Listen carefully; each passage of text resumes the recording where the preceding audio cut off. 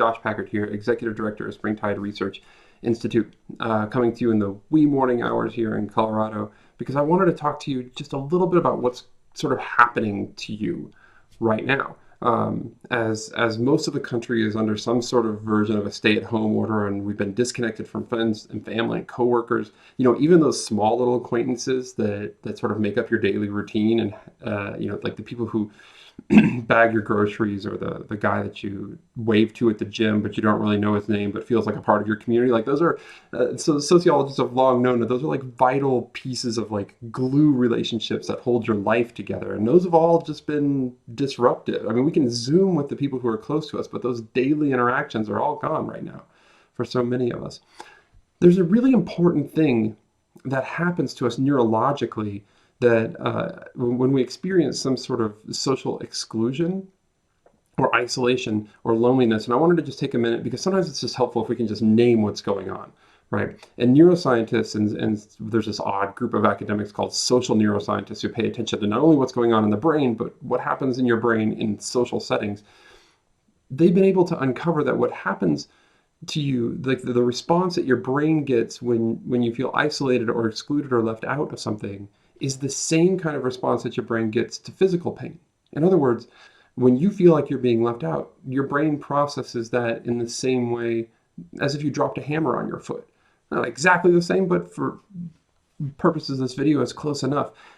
The overall point here is that it's not just that your feelings are hurt in this sort of conceptual way. Your feelings are actually hurt. You are experiencing pain. Your brain processes it as pain.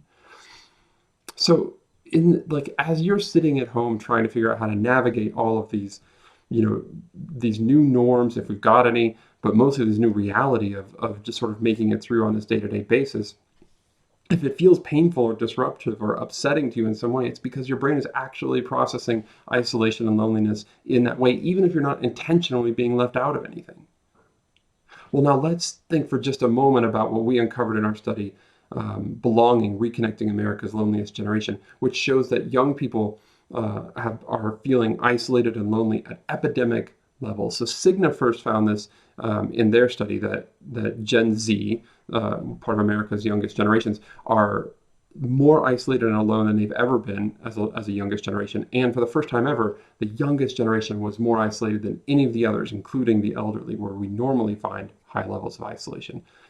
When you couple that with massive levels of institutional distrust, what it means is that a lot of those protective buffering factors that would sort of reduce the pain that people feel from that kind of loneliness and exclusion, those buffers aren't there anymore. So when we looked into it, we expected to find that like young people who were involved in after-school activities, young people who went to church or worship or other kinds of faith gatherings or events, that would have that kind of protective effect. Turns out it didn't. Those attendance variables didn't matter at all. That didn't create the sense of belonging that reduced this neurological experience of pain. Instead, the only antidote is relationships. So in this moment, when you're sort of experiencing that same sort of pain, the loss of all these daily interactions and relationships, I want to encourage you to keep making the intentional effort to reach out to people, because it's good for you, it's good for your soul, it's good for your brain.